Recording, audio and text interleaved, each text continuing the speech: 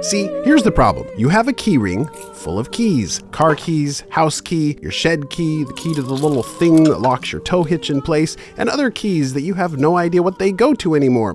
The problem is that there is likely one of these keys that you use way more often than all the others. For me, it's my house key. 95% of the time, if I'm reaching for my keys, it's because I need to lock or unlock my front door. But because I have so many keys on my key ring, I fumble around for 5 seconds before unlocking the door.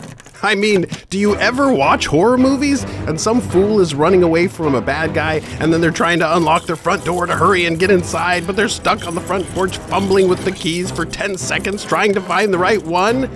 In that situation, finding the right key quickly is a matter of life and death. But a few weeks ago, I realized something.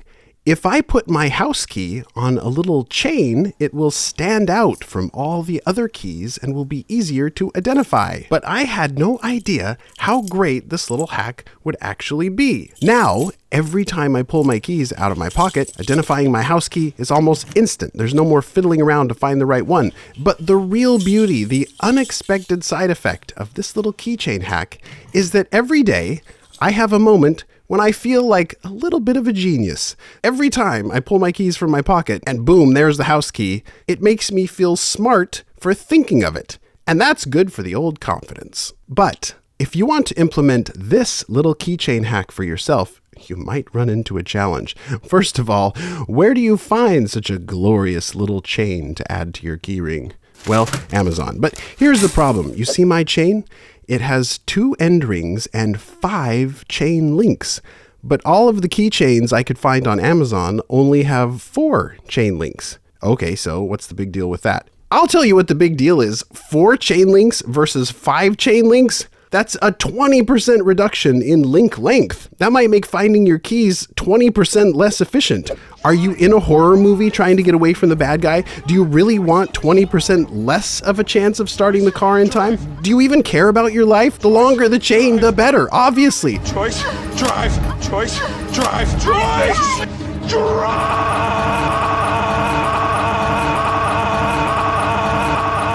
So where do you get a 5-link chain? This is a Lego minifigure keychain, and this probably seems like an unnecessarily convoluted way to get yourself a keyring with a 5-link chain on it, but trust me, you're going to feel like even more of a genius for doing it this way. Ew, what's that thing sticking out of your head? I don't know. I was born with it, okay? Leave me alone. Now, you could just remove the chain and leave this one little metal loop on top of the minifig's head, but we don't want to leave this guy looking like a weirdo. So if you heat the chain with a candle, pull decently hard, wait a minute, don't burn yourself. Eventually, the chain gets hot enough that it slips right out of the minifigure, leaving you with a longer, better chain and a minifigure that you can actually play with without a weird keychain thing sticking out of its head. Hey, nice head. Thanks, I just had my keychain surgically removed. Wow, that's so awesome. Yeah, now I have this cool hole that goes all the way through my head. Then to attach the keychain to your key, just use pliers like this. I've just had another epiphany. If a longer chain is obviously better, and if this little chain makes me feel like a little bit of a genius, and if I want to feel like the world's greatest genius, then there may be no limit to the genius I can be. I just need an even longer chain. The longer, the better. This should do it. With this new and improved keychain hack, my powers of genius are unstoppable. My door opening efficiency is through the roof, and I can even use it as a weapon to fend off the bad guys. And I can let my kids borrow the house key without losing it. Can I have the house key? I'm busy. Can I just have the house key?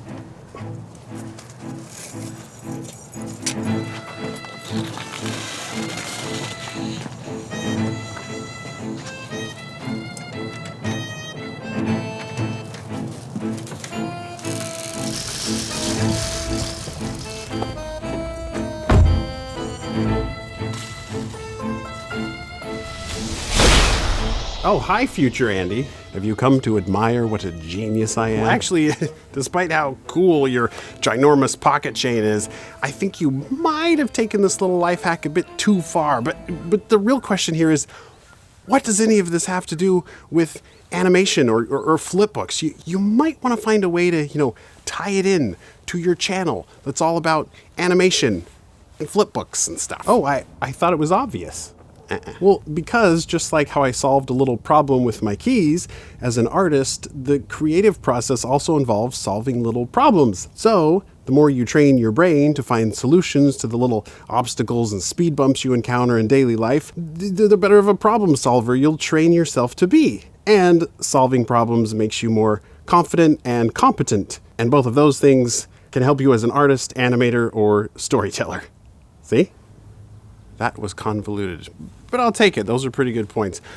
Although this does feel a little bit like the ending of a He-Man episode, where He-Man comes out on screen and he's like, "Hi kids, in today's episode, Skeletor was trying to destroy He-Man with a death ray. That's not very nice. That's not something a good friend would do. Remember, you should always be a good friend."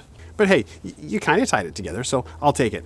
All right, well, I better get back to the year 9, or 2058 for you. 2058? Last time you were here, you said it was 2056. What's it like in 2058? Oh man, it's great. Comp is going strong. We got TED Talks started up again. Actually, you're going to speak at one of those. I'm going to get a TED Talk? I mean, I guess it's not all positive. We did have the Melly Ray incident a couple years ago, which was pretty terrible. But, we're trying to figure it out. What's Comp? Oh, hang on. Andy, I'm sending you this message from year 10. I'm taking a huge risk in doing this, but I need your help. And it's up to us to stop him. And we need the help from everyone in the past. This is critical. We need past Andy's entire YouTube audience to join in and help us. Please tell him. Unfortunately, the only safe way we can communicate is through hidden messages and ciphers. We're going to try embedding a hidden message, maybe more than one, somewhere in Andy's keychain video that he's simply filming right now. Tell his subscribers to find it and follow where it leads. I can't explain any more right now. Please. I unleashed something terrible in the past and didn't realize it. Help me fix my mistake. Thanks, past me. I hope this message works. What? What was that all about? That was weird. I should probably get back.